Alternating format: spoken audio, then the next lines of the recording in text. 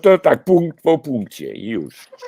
Okay, so welcome back in the Communist channel, Rebirth of Communism, and today we will talk with comrade Professor Bruno Drweski, who come back from China Popular Republic. And firstly, to the Polish viewers, I would like to say that in the description box of this video, you will find the link to the conversation with Comrade Bruno in the YouTube channel Wbrew Cenzurze. So if you want to have more information about China in Polish language, I invite you to watch this very interesting conversation. So, Bruno, say something. What done in China? Who invited? So I was invited by it was in a Western European delegation, and I was invited by the Foreign Affairs Department of the Central Committee of the Communist Party of China, and it was the first delegation they invited in China after the COVID, when the country was open back, and of course the idea was to have negotiation, discussion about the political situation, and also they took us to the Qinghai province, which is the poorest province of China, but also the healthiest province because it's high mountains and very pure air, because they tried to promote from this province a model of ecological, clean, and socialist society. So my delegation the head of the delegation was the member of the political bureau of the Communist Party of Cyprus, which is called the Workers' Party of Cyprus. And inside the delegation, we had very different people, because we had myself, which was communist, but from Germany we had two people from the Rosa Luxemburg Foundation, but who I know from very old time and who are linked with China for old time, and who are, I would say, on the left side of the Die Linke party. Even they are in contact with Sarah Wagenknecht, who is now in opposition to the direction of the Die Linke. And in France, it was quite strange, because inside the delegation there was a former MP of the Macron party, because she was heading at the parliament the France-China Friendship Association, and because of that, she went very often in China. And even if she's belonging to the Macron party, she's considered as a friend of the Chinese people. And there was also a member of the little party which is called Solidarity and Progress, led by the former candidate to the presidential election, Jacques Cheminade. Because this party was from very long ago developed the idea of Eurasian integration, and of course they fully support the Belt and Road initiatives, and because of that they are also considered as friend of the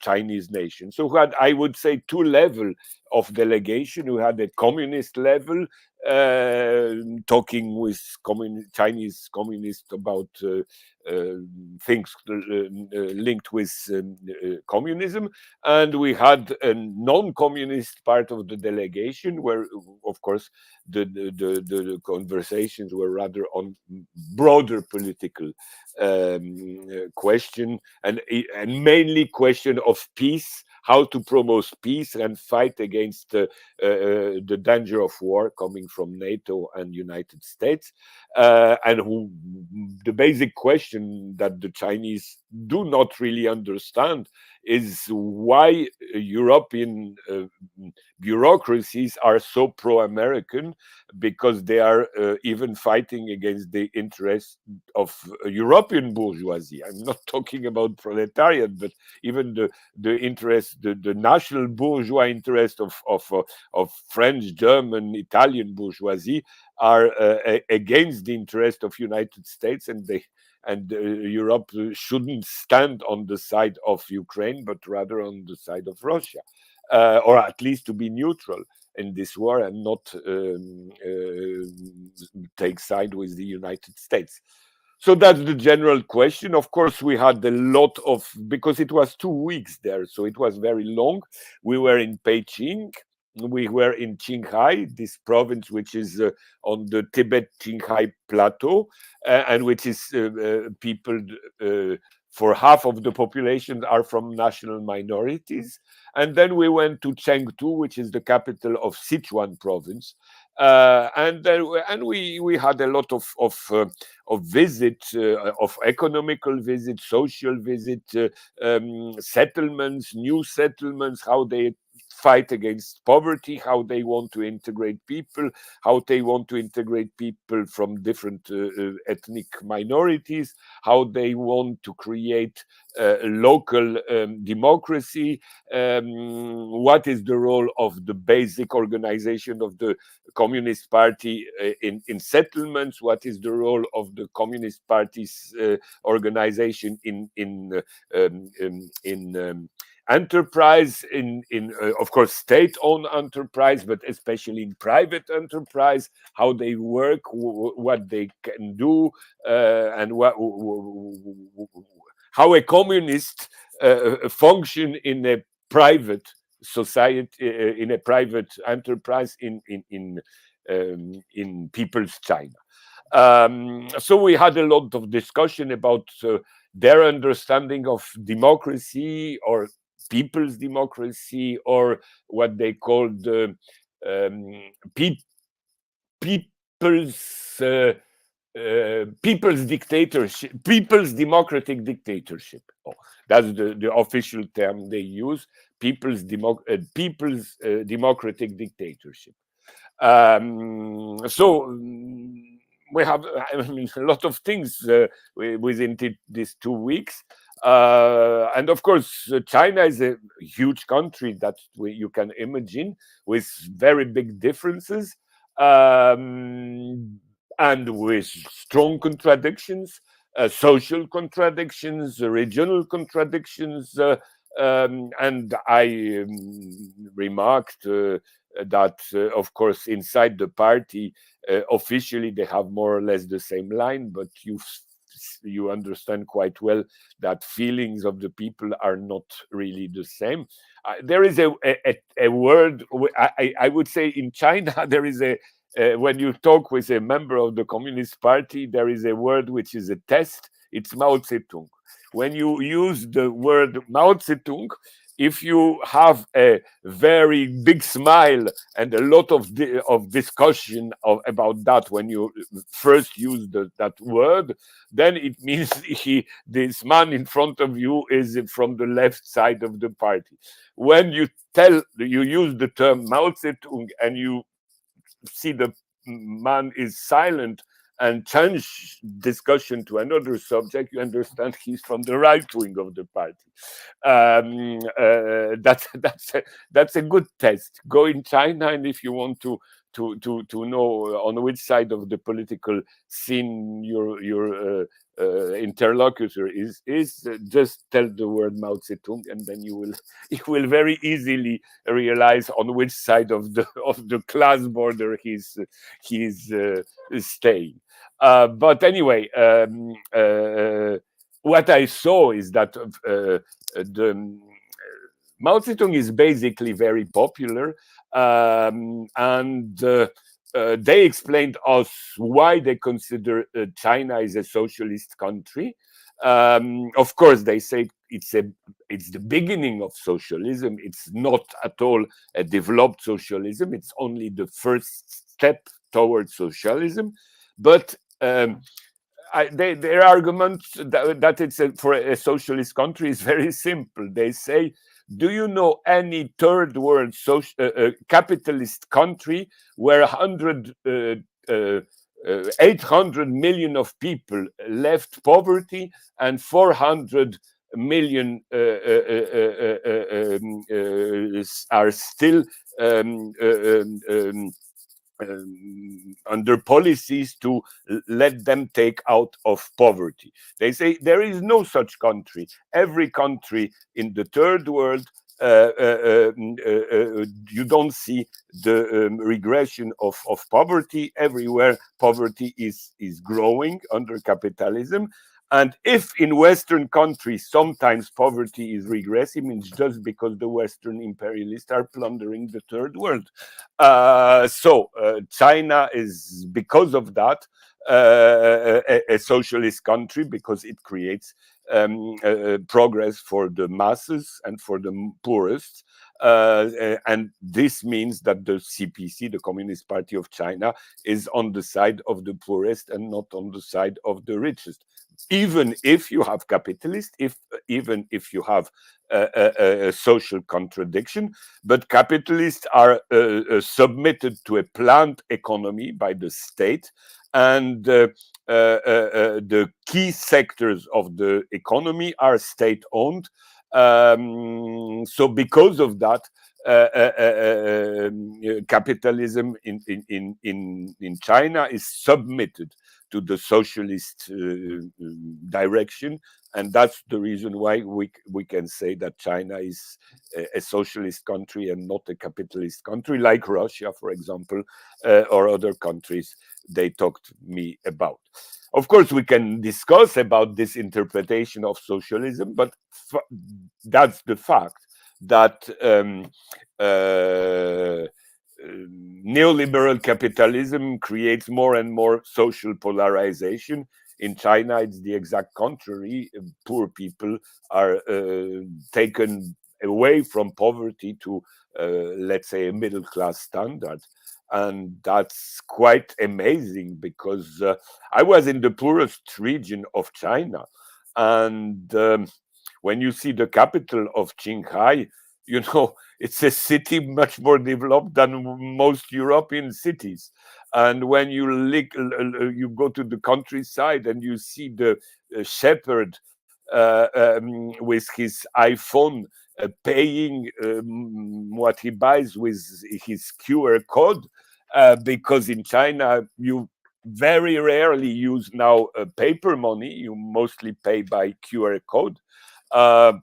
You know, it looks that this country is much more developed than certain region of Auvergne in France, where it's much more backward.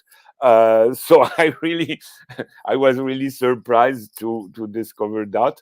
And people who were already in China, because for me it was the first time in China, but in the delegation there were quite a lot of people who were already in China, and they told me, when you don't go to China every years, you are always surprised how China is progressing every year. And now, because of the COVID, for 3 years, people, specialists of China, didn't went to China, so they discovered China as a country where a lot of things during these 3 years have changed. And a lot of progress of new roads, of new hospitals, of new clinic, of new industries, and so on and so on. And that's really amazing. It's a country that is changing so quickly, and it's so developing, not only because of economy, but of technology, of you know, all these improvements, and so quickly, you know, they build the rhythm of buildings there is amazing, comparing to the rhythm we have in the Western world. When you are in China, you have the impression that the West is backward. That's very, very that's a general feeling you have. And independently of the political opinion, because in the delegation where we were, as I told you, you had communists, but you had people from Macron party, and you had Pakistani people coming from the Muslim League, and so on and so on. So those people say it's amazing how China is progressing comparing to other countries in the South or in the West. So that's a point. Another question I was really interested in is um, what is the situation of Marxism in China, and it appears that officially every Chinese is reading works of Marx, Lenin, Mao Zedong, Stalin, and so on. So he's supposed to know them. Of course, they told me not everybody know really them. It depends if the teacher is a good one or a bad one, as everywhere. It depends if the courses of Marxism are interesting or not. But what is interesting is that in the school, children do learn that you have private enterprise in China, but it's not the best ones. It's just a provisional concession to capitalism. But ideally, it's much better to work for state-owned enterprises. So, and that's the real situation. They told me that you never have strike in state-owned enterprise. It doesn't exist strike in state-owned enterprise. You had a lot of strikes in private enterprise, but you had mostly strike in private enterprise belonging to Western capital. And they solved this problem by imposing to foreign enterprise the introduction in their enterprise of trade union and communist party organizations. And those organizations in foreign enterprise are surveying if the laws, the social regulations are introduced in these factories. Now they have problems mostly, and strikes are mostly in Chinese private enterprise. So now they are trying to impose to private enterprise, Chinese private enterprise, trade unions and Communist Party organization. They told me that when an enterprise in China has no party organization and no trade union, you have this enterprise will have a much more state inspections, surveying if they are respecting the law concerning social conditions, working conditions, and so on. That's one thing I heard.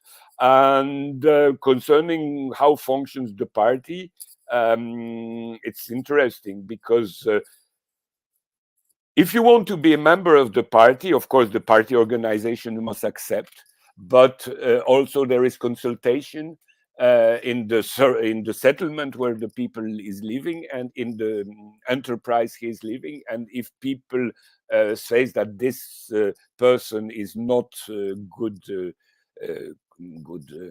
colleague, he will never be accepted inside the party. That's the first thing. The second thing is that when you are a member of the party, you have sessions of critics and self-critics.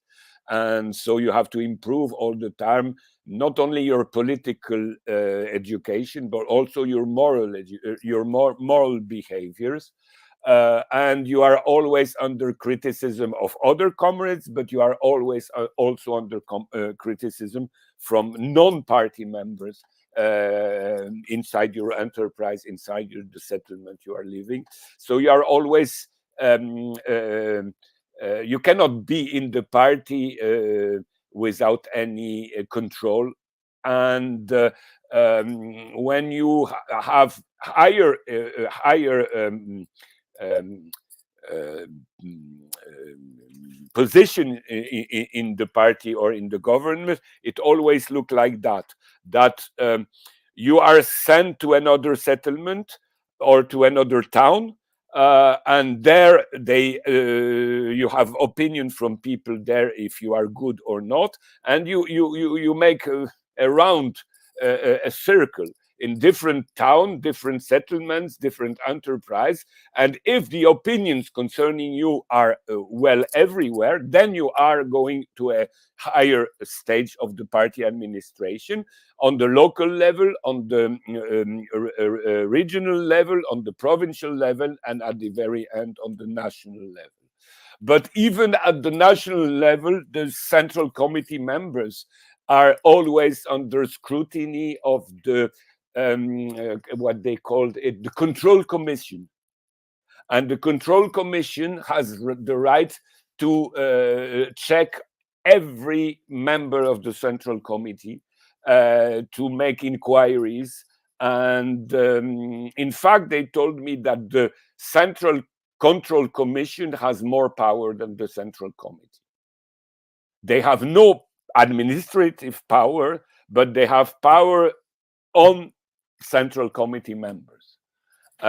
So there is Central Committee members are always under control of a non-depending from the Central Committee structure. And they explain me that's the reason why Chinese people are not against the Communist Party, because they know that the Communist Party have a what they called in China a self-revolution. Is always promoting self-revolution. It means that the party revolutionizes itself all the time. And the party is allowing criticism, self-criticism, and this creates, this gives people what Chinese consider as the real democracy. And for them, China is much more democratic than all bourgeois democracy, because of this consultative function, and because of the control commissions at every level of the party administration, or at every level of the state administration. So, you know, and I met a man, what was very funny, I met a man from Taiwan, which was a leader of a party, of a political party in Taiwan, which had 14% of the voice. And he told me, in mainland China, you have much more democracy than in Taiwan. Because in Taiwan, I have 14% of the voice, but I have 0% of influence over political decision.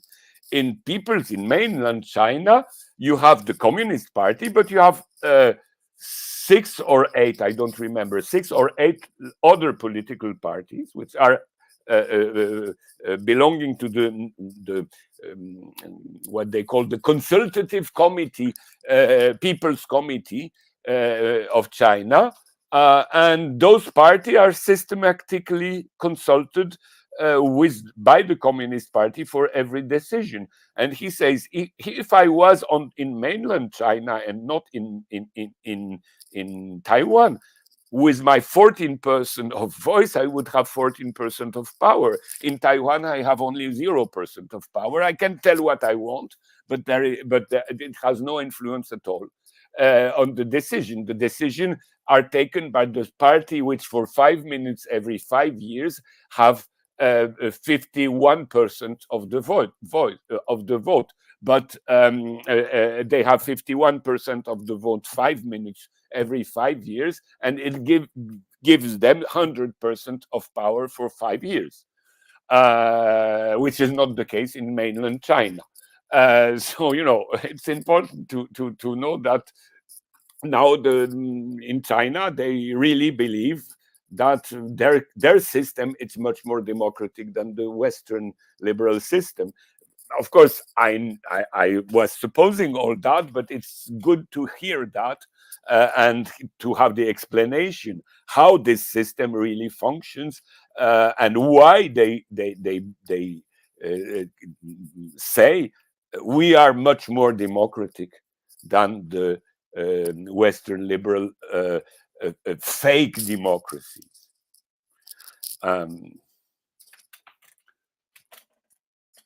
So Okay, Bruno, the comrade from chat said that I coop your sound because the people said that they are hearing my voice. So, firstly, I would like to send communist greetings for the members of the Communist Congress, which is started now in Berlin. It's started today, 6th of October, and some people who are participate in this Congress, for example, Joti Brar or Kamrat. Comrade from Kommunistische Organisation who already were invited here. Also, my brother participate in this Congress. So, so I hope that sooner or later, I will invite more of the people who are participate now in this Congress and speak with them not only in English but also in German. So it is first things which I would like to say. Second, that I have I prepare my German language with comrade Monika, and Monika she was in Balkan trip a few weeks. She visited Hungary, Bulgaria, and she was in Serbia. And she said a lot of things about the Chinese investment in Belgrade. And now the Chinese build the railways system in Serbia. It's very important because it is first investigation in Serbia since counter-revolution. And now we have very strange situation that in already now Belgrade is a modern city, but in the next year the best train in Europe will be in Belgrade and in Serbia, not in European Union. It's very, but it will be there will be one train from Adriatic to Belgrade, after to Hungary, and after to Russia. I don't know how, but I think that sooner or later I will invite Monika, so she talked more about this. So one more time, I repeat that Bruno talked about his trip to China in the Wbrew Cenzurze channel. So I invite the viewers to watch this conversation. So I will not ask the question which already was in this in this other conversation. I would like to ask you about the strategy of the Chinese communists to the international anti-imperialist movement, because in the past, the Chinese were not very interested to have contact with people outside the China. So my question is somebody change? If there will be hope that Chinese will invest to make a political job in Europe, I don't know, build the bibliotheques, institutes, new international. Could you say something about this? Yes, just before answering your question, but continuing with what Monica is telling, because we had in China a lot of discussion with enterprises investing in China, in Africa, and what is important is that they say that when they are building railways or roads, they build also industry centers along the road and along the railways, so this country will develop. That's the first thing. The second thing is that when there is one Chinese working in an enterprise in Africa, at least they must hire 15 locals. 15 locals for one Chinese. So to create jobs for local people. And that's quite interesting. And and last but not least, when Chinese private enterprise do not respect law, and especially working laws of these countries, now they adopted in China the law that a foreign citizen working in a Chinese enterprise which is violating law in his country can address to Chinese tribunals against the Chinese company. So the Chinese embassy are spreading the information to locals in Africa that through the Chinese embassy, an African worker can denounce its Chinese private enterprise if this Chinese private enterprise do not respect the local laws, and then there will be a judgment in China according to the law of the country which has been violated. That's quite important, because you would never imagine that from France or Germany or United States or England for their enterprises in foreign countries. So that's an important aspect, I think, and it should be known. So concerning how the Chinese view international party situation, of course, they think that socialism and communism will prevail earlier or later everywhere. But they think that it's not the duty of Chinese to decide what they want, what they want for other countries. It's the duties of these nations. So that's the reason why they have now a relation with more than 600 parties in 150 countries of the world. And most of these parties are not communist parties. There are two levels of relation. There are a relation from Communist Party of China to non-communist parties, and relation of Communist Party of China with Communist Party. That's two levels which are different. But they with which party they have relation. There is a minimum, which is that these parties are all, they must fight for peace, against militarization, against imperialism, and promote multipolarity. If they do so, then there can be cooperation party to party, even with non-communist parties. And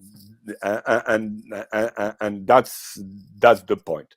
Wait, but the Macron party is not promote these ideas. But according to China, that's the question. According to China, the lady who was in China with us, she is in the Macron party, and she was promoting a peaceful relation with China, and she was inside the Macron party. She's considered as the representative or of the realistic, let's say, trend within the Macron party. Of course, we can discuss about that, but I had a longer discussion with her.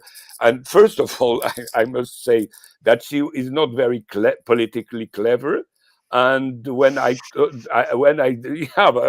so I discussed with her about Ukraine and Russia, and she looked at me and she says, "Oh, I didn't understand things like that. I discovered that And it's different than what I thought." what is her name? Uh, I will tell you. Just one moment. She's Carole Carole Bureau-Bonnard.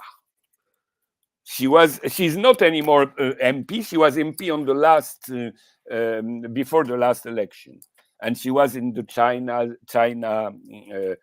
China French friendship parliamentary group. And that's why she led quite a lot of delegation in China, and apparently she helped. Yeah, that's it. And that's what she helped to improve relation between China and France. Concerning the Chinese will never help parties in the world, communist party. What they can help is, for example, they will help to create bibliotheques, libraries, institutes, monuments. For example, they finance the monuments to Karl Marx in Trier, in the city where Karl Marx where he was born. But they consider that China cannot interfere in internal affairs of foreign country because that's what do the United States and Western powers, and they will not do the same against Western powers. They will always let people decide what they want. Of course, they prefer to have contact with communists, but they accept contact with non-communists if they promote peace, if they fight against imperialism, or at least if they show that they doubt about the NATO policies. Yeah, that's a very good question, because I met in China quite a lot of people from Europe and from Africa. And what is interesting is that people from Europe are partly, let's say, French, German, and so on, but part of them are from Arab origin or African origin. And they are all very happy to be in China. African from Africa or French from African origin in China, they say in China there is no racism. China, there is no discrimination. You feel completely safe. You don't feel any difference. People are very friendly to you. You feel very at home. The country is much better organized than France, for example. Economy is developing, and they are very happy to be in China. And they say, I will never come back to Europe. It's much better to be in China. Of course, those people are former students or coming from Europe or Africa. They are engineers. They have, they belong to what we call here the middle class, because of course you don't have immigrants in China, coming to work in factories or to work in bad jobs. It's not the same thing as in Europe. The only immigrants they have is immigrants having a good level of knowledge and diplomas. But those people are very happy. I mean, at least the ones I've met are very happy to be in China, and are much more happy than to be in the country where they're born. That's kind of what I can say. So I mean, because sometimes in Western press you say, "Oh, Chinese, they are racist," and so on. They told me not at all, not at all. Chinese are much more open-minded than Europeans on those questions. Um, okay, so today Bruno don't have a lot of time, and I would like to talk about different subject, about the upcoming election in Poland, 15 October. I will not vote in this election, but maybe my wife will vote. She conscripted to the bureau of the vote in Champigny. So it's not far from us. Maybe we'll go together. I will watch some some Polish guys. There are two or three subjects which I want to speak with you. Firstly, the change of the politic of the government party peace in the last weeks toward Ukraine. I am very, very happy when I see the evolution of the Polish government. For the people who are not in, don't know what I'm talking about, that they are not, they are blocked the Ukrainian wheat. They will not send any Polish weapons to Ukraine. And when the Zelensky with Trudeau make make applause to the Nazi in the Canadian Parliament, the Minister of Education Czarnek said that we need to call this guy, make extradition of this guy to Polish judgment, because he's criminal. He has 98 years old. And when he was young, he was a member of the SS Galician, and he killed Poles, and so they attacked. So, do you think that it is only the strategy for election? So maybe if the peace will continue to govern of Poland, this diplomatic fight between Poland and Ukraine will continue. Of course, it's difficult to say because I don't know what will happen after the election. But what is important is that even if it's only for the election, it means a lot, because it means that the Polish public opinion has changed. And that's, of course, that doesn't depend from election. So,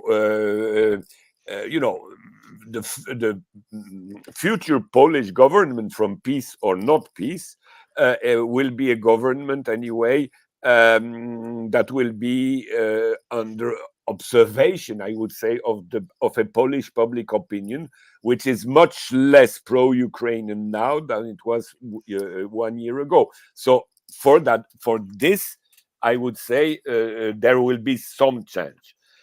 The second question is that, let's be frank, Poland is not an independent country. The real president of Poland is the American ambassador Brzezinski. And he is the real president of Poland. So whatever will be the result of the election, it will not change the fact that the American will push their policy in Poland. But of course, even the American will have to count with the situation and with the opinion of the Polish opinion.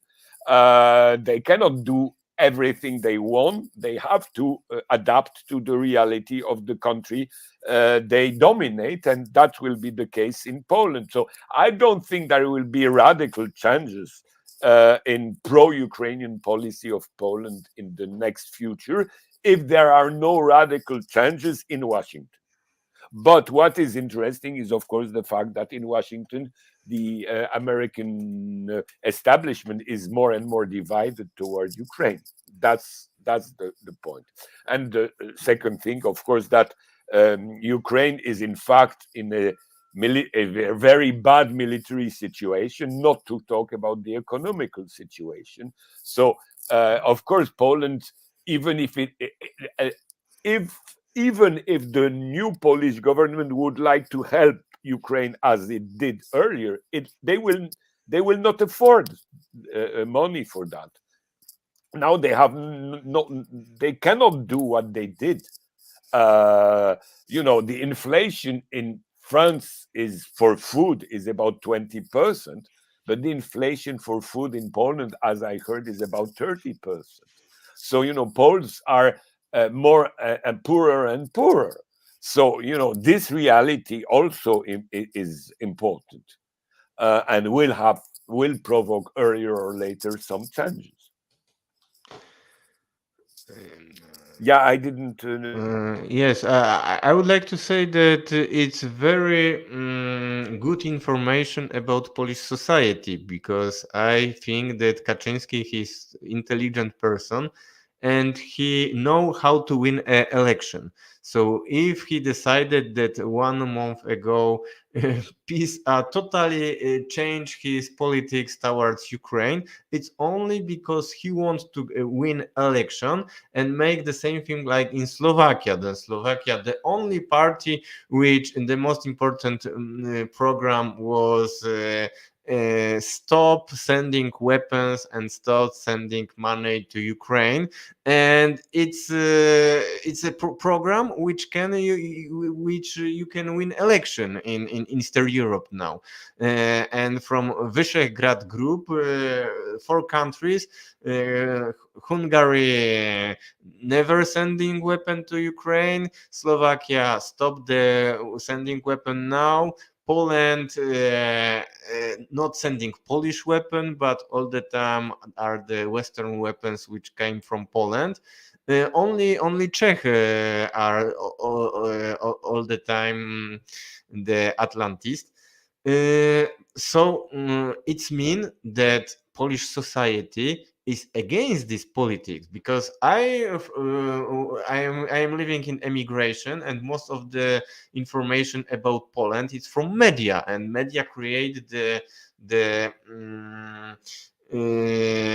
vision of Polish society that every Pole love Zelensky, and it's not true. And Kaczynski, he understands this. It is why he changed his policy. Wait, I will.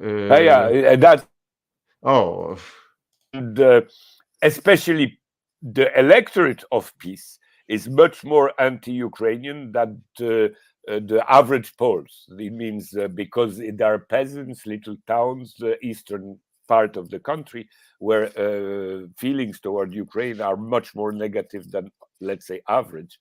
And that's also important because, in fact, the region of Poland who know best Ukraine are the most anti-Ukrainians.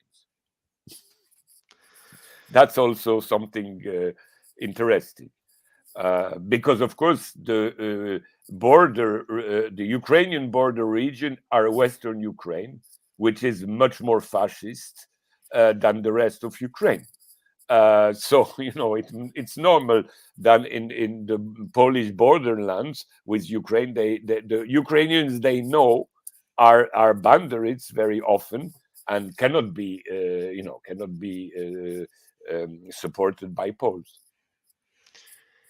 okay. Second thing which I would like to say about the upcoming election is the policy of the Western countries, Western governments toward the coalition, the opposition party, opposition, how the coalition of the citizens is the party, Liberal Party of Donald Tusk, and every day I'm watching German media because I'm learning German language, and if somebody listening only the state-owned media from Germany can ask a question: This war, they said that the war in Ukraine is a war between democracy and authoritarian regime of Russia with the dictator, bad dictator Putin. But now when we are hearing information about Poland, every day they said that Poland is an authoritarian country. Every day they said that Poland is against women, against lesbian community, LGBT, and that the Kaczynski is dictator, and the Poland play very important role in this NATO war in Ukraine against Russia. Very important role. So we can ask question: if this is if Poland is authoritarian state with the dictator Kaczynski, what is all about this war? It's very funny that they are they are every information about Poland, and since 2 weeks, every day they talk about Poland. Every day, Tusk is good, Kaczynski is bad. Yeah, that's interesting, and it shows also that the contradiction within the European Union are so strong that I would say the European Union is a myth rather than a reality. Of course, it's as a structure, it's not a myth, but as an ideology, it doesn't work. But I forgot to ask my question. The question is that I think that the last demonstration, it was in last Sunday, the demonstration called the March of the Million of Hearts. It's a name of the demonstration. But in German media, they repeated that in March of the Million Hearts participated 1 million Polish people. It's not true. I can make my demonstration that March of the 10 million hearts, but it is not that 10 million people will participate. Some media say that maybe it was 500,000. Another say that maybe 150,000, something like this.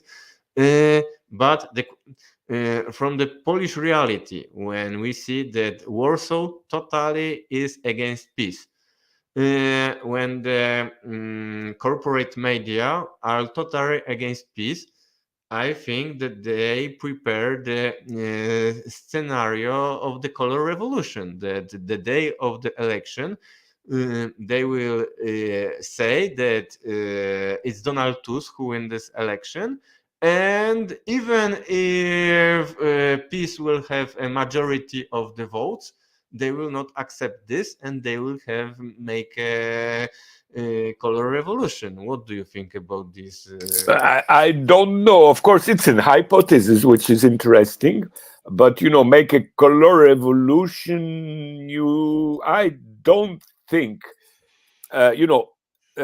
Whatever we think about the color revolution of the Maidan, the people who were on the Maidan were coming mostly from Western Ukraine, but they were coming from lower social class of Ukraine, of Western Ukraine, which were quite nationalist.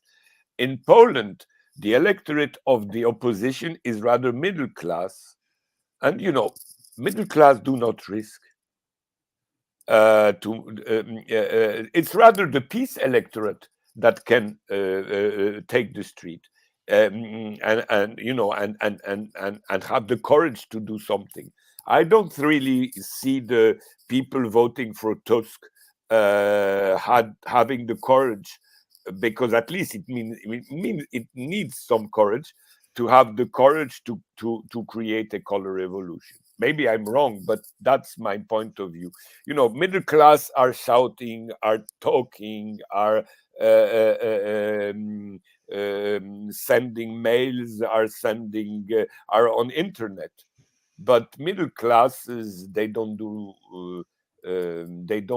take the streets to risk their life and their situation in such a situation. So I don't really think they can do that color revolution. Maybe I'm wrong, but I rather think like that. If we watch the situation in Venezuela, I can say that I'm not agree with you that in Venezuela all these forces against Chavez party is a middle class, is a media, is the mm, privilege, Yeah, and they yeah, but are. they didn't. Yeah, they didn't win because they were too little of them took the street. The majority of the middle class didn't took the street because they are cowards. So they tried, but they didn't manage to Yes, take yes, yes. power. I don't know who will win, but I see that Maybe they will from try the to do it. logistic perspective, Yeah, the opposition is very well organized. yeah, Very that's possible. many buses from all over Poland came one day to Poland. Very good hearing Yeah, yeah, system. It's very well organized. yeah, yeah. This can work, but I think that this doesn't mean that they are prepared for a long uh, um, uh, manifestation that will stay, like the Maidan, couple of weeks, and with street fights and danger and so on and so on. I do not see that, but of course, I don't say I'm right. That's my point of. That's my feeling, actually. Okay, we have 20 minutes which left. I want to ask you about the Robert Fico and Slovakia. What can you say about him? No, Fico, actually, he's a leftist. I mean, he leftist. Of course, he's not communist, but he's social. He's a real social democrat. But he is, I would say, a people social democrat. It's not a bourgeois social democrat. And but he's, when he was at power, he was a man with social policy. He was a man with his policy was so-called populist. It means he was in favor of people of lower classes, using, of course, social democratic rhetorics. But I would say it's one of the few social democrats in Europe which are still social democrats in the first sense of social democrats. That means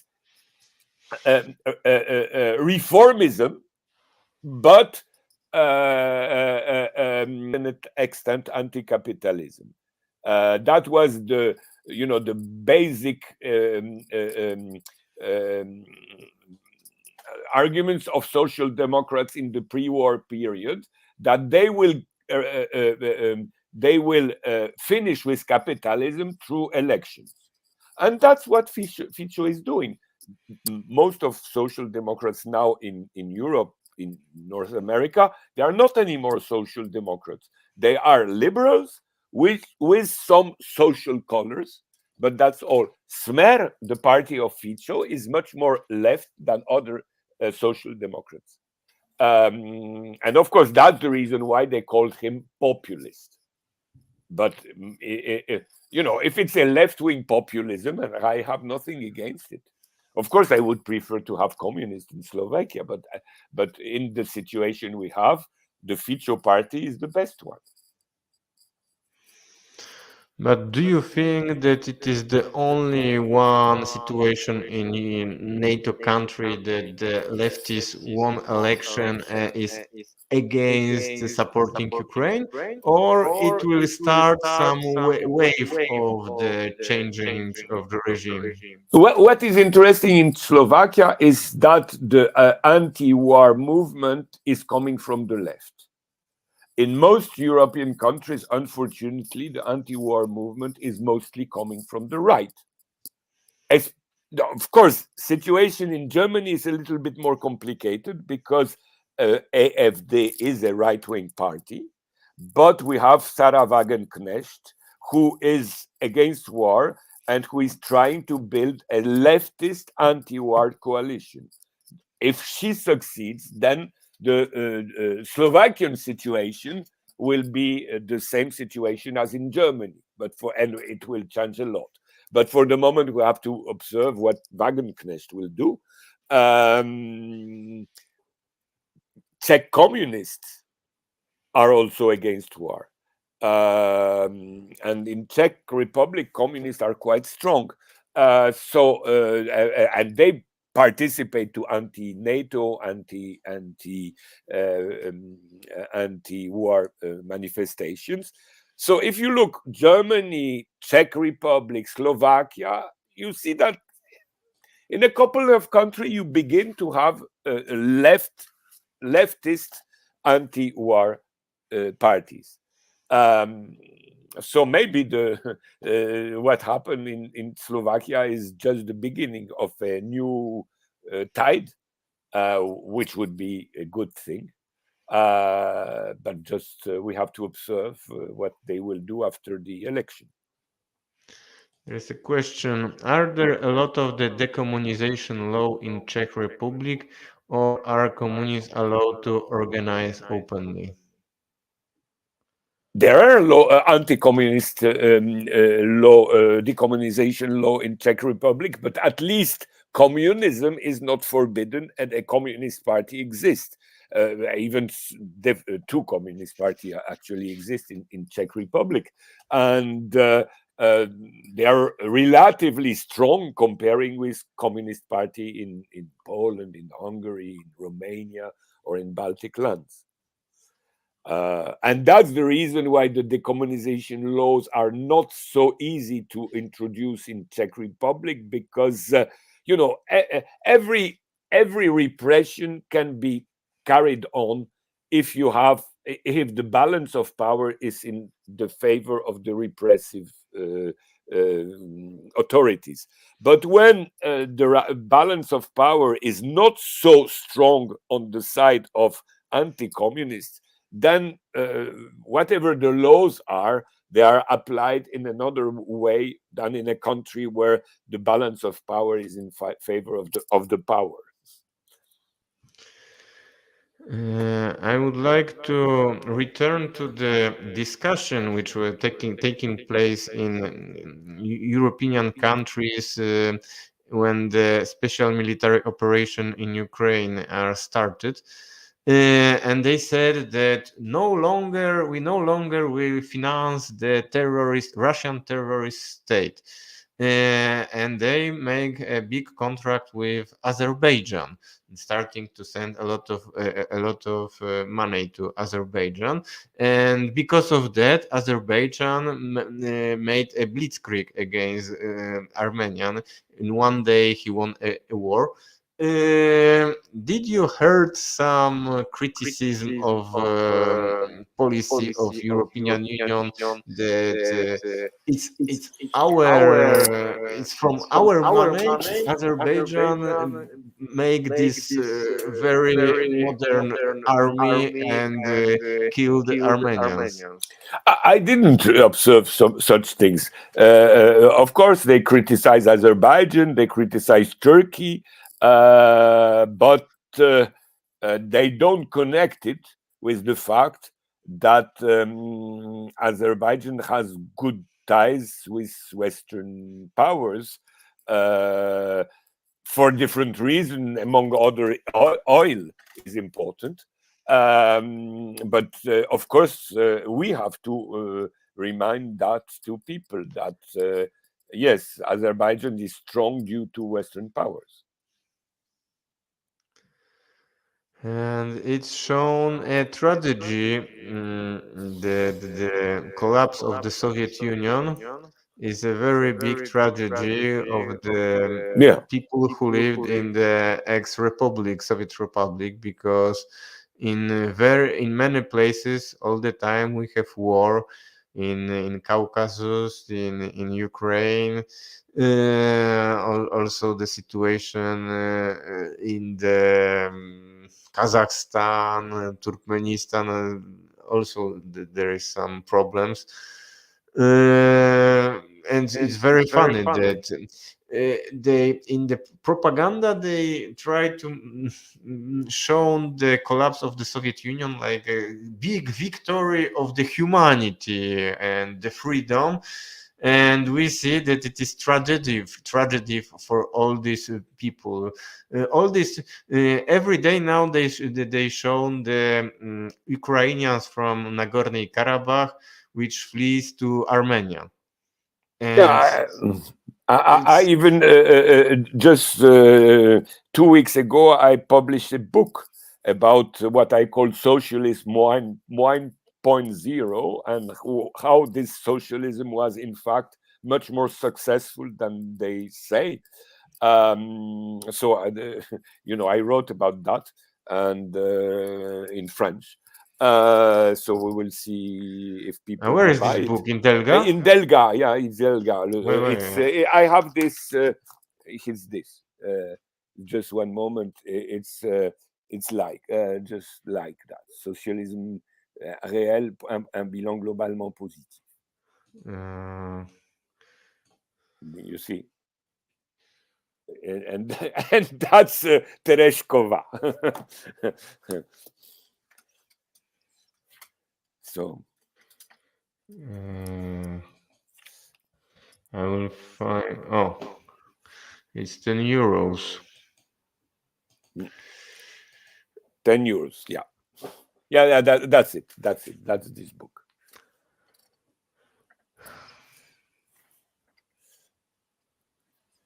And you said about in this book, you wanted to say that in this book you answer my question. Yeah, to a certain extent, yes. Okay, so all the viewers need to read your book now In French. in French. No, but Oh, still, but anyway. No, but you can ask Emmerich to translate it. translate. So, Yeah, yes. but I when I was in China, the French MP I talked to you about, I learned a very interesting question, because France has very good relation with Uzbekistan, and Uzbekistan is not a especially democratic state. And and she told me that the Uzbek embassy asked her to help them to introduce inside the Uzbek constitution what is called in France le 49.3, l'article 49.3. Which is an article that makes the government of France that allows the government of France to ignore parliamentary debate when the situation is very tough, like it was done very recently when, after 6 months of manifestation against the les retraites, how do you say, the pension, the government couldn't have the majority in parliament, so they decided this article, and it forced this law, in spite of the fact that the nation was against, that the society was against, and that even the parliament was against. And Uzbekistan told to this MP, we know France is a country with very deep democratical tradition, so we want to introduce in our constitution this article, which is the most anti-democratic article you can have in Western Europe by now. And of course, she helped them. Macron helped them to introduce in the Uzbek democracy this article in the constitution. So they are talking about authoritarianism of Putin, but in the same time they help dictators of Turkmenistan, Uzbekistan, Azerbaijan, and there, of course, there is no problem with human rights. There is no problem with feminism and right for women. There are no problems at all. Everything is fine because, of course, they have good trade relation with the West. They give everything the West wants, and there are democracies. And even they're helping them to make this democracy a little bit more authoritarian. But the most funny are the people who are demonstrating in Warsaw, and they are shouting that the West is a democracy. Yeah, that's it. And they don't know what is the West. It's very They funny. don't know, and they don't know A, you are... Wyłączyłeś swój głos.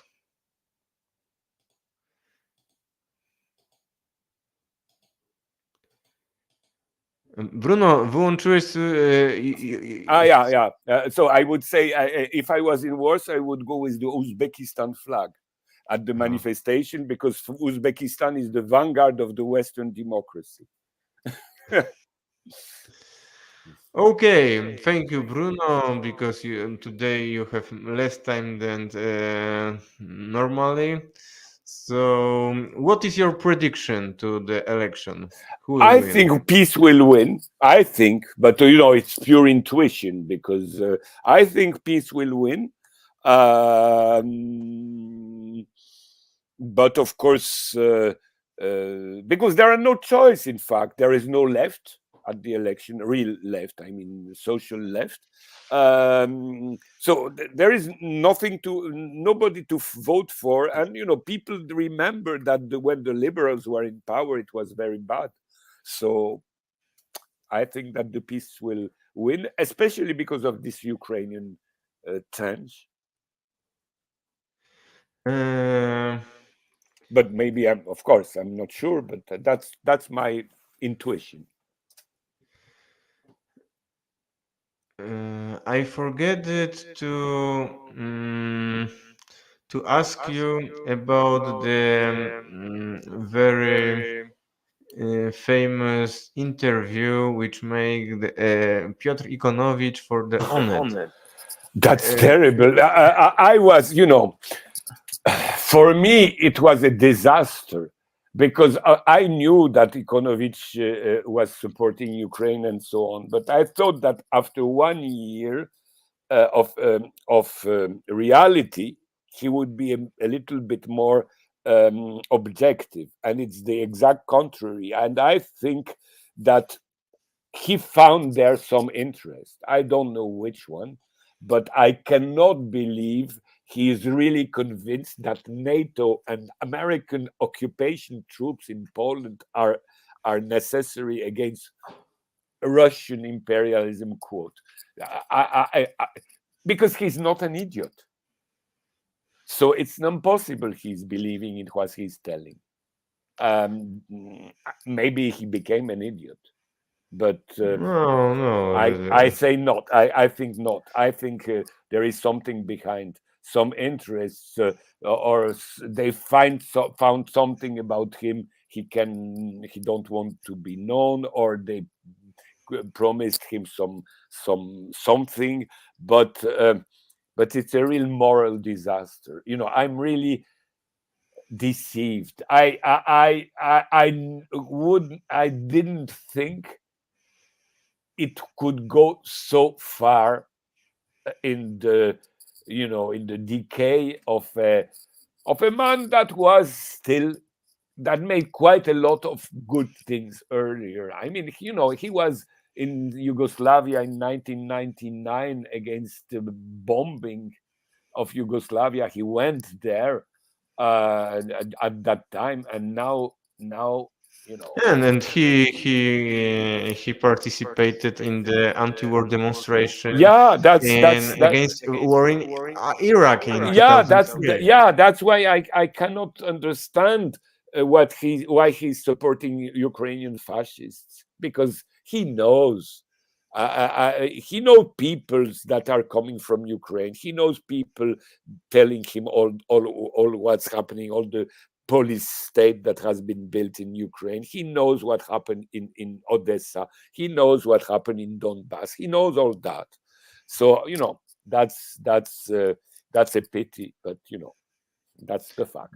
There's the question: do you think that there are any Polish parties that are not currently in the parliament have any chance to enter there?